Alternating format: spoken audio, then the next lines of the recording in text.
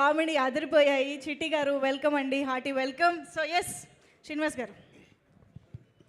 అందరికీ నమస్కారం అండి. ఇంత పెద్ద బ్లాక్ బస్టర్ హిట్ ఇచ్చినందుకు విక్టరీ వెంకటేష్ బాబు గారికి, అనిల్ రావుపూడి గారికి, దిల్ రాజు గారికి, శిరీష్ గారికి కృతజ్ఞతలతో కూడిన అభినందనలు.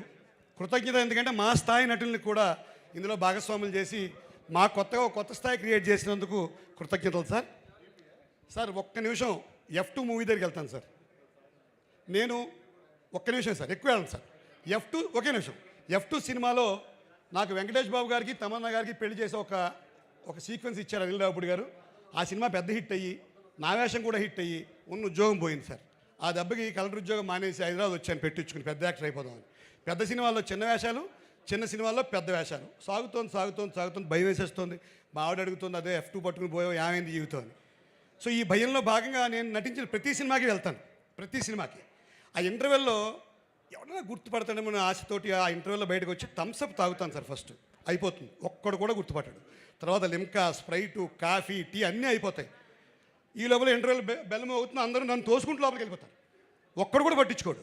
లోపలికి వెళ్ళిన తర్వాత ఓ రోజు జరిగింది సార్, పక్క సీట్లో ఒకడు కూర్చున్నాడు. ఎవడూ పట్టించుకోవట్లేదు. 3 ఏళ్ళు అయిపోయింది, అందరూ కలెక్టర్లు అయిపోయారు, జీవితం ఇలా అయిపోయిందని భయం వేస్తుంది. కరెక్ట్గా వాడు నాకేసి చూసి, సార్ మీరు కమాన్ అంటున్నాను, నేను గుర్తుపట్టేశాడేమో అని. చాలా బాగుంటారు సార్ అన్నాడు.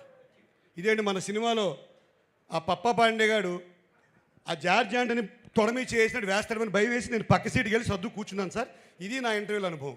అయితే మొన్న నేను నారాయణ గారు అమలాపురంలో ఈ సినిమాకి వెళ్ళాం. 552 మంది ఉన్నారు.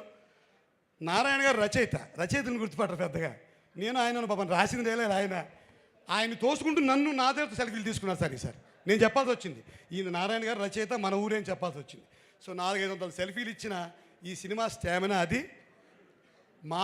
మా స్థాయి నటులకు కూడా ఒక స్థాయిని కల్పించిన ఈ సినిమా స్టామినా ఇది. సో అదిదా మా విక్టరీ వెంకటేష్ బాబు గారి స్టామినా, అదిదా మా అనిల్ రావుపూడి గారి స్టామినా, అదిదా మా దిల్ రాజు అన్నయ్య, మా శిరీష్ అన్నయ్య గారి స్టామినా. ఇప్పుడు ఇంకొక్కటే ఒక మాట చెప్పి క్లోజ్ చేస్తాను సార్. అనిల్ గారు మీకు ఒక గొప్ప కాంప్లిమెంట్ వచ్చినా చెప్పి నెక్స్ట్ ఒక లైన్ చెప్పేస్తాను. సుబ్రహ్మణ్యం గారని ఒక ఆయన రిటైర్డ్ ప్రొఫెసర్ సార్, అంటే ఆయన నాగార్జున యూనివర్సిటీలో 1940 నుంచి వచ్చిన ప్రతి సినిమా మీద ఆయన రివ్యూ రాశారు. చాలా గొప్ప మనిషి ఆయన, సినిమా ప్రేమికుడు, రిటైర్డ్ ప్రొఫెసర్, 80 ఏళ్ల మనిషి. ఆయన ఈ విమర్శల మీద రాస్తూ ఆయన ఒక మాట రాశారు. విజయవారి సంస్థల్లో కేవీ రెడ్డి గారి స్క్రీన్ ప్లే, ఆయన తయారు చేసిన పాత్రలు ప్రతి పాత్రకి ఒక ఔచిత్యం ఉండడం అనిల్ రావుపూడి గారిలో కనిపించిన ఒక మాట అన్నారు. నేను అది మొన్నే చెప్దాం అనుకున్నాను కానీ మీరు బిజీగా ఉన్నారు, ఫోన్ ఎత్తలేపాను. సో విజయా సంస్థ కేవీ రెడ్డి గారితో అనిల్ గారి స్క్రీన్ ప్లేని ఈ పాత్రలందరికీ ఔచిత్యం కల్పించడాన్ని పోల్చారు.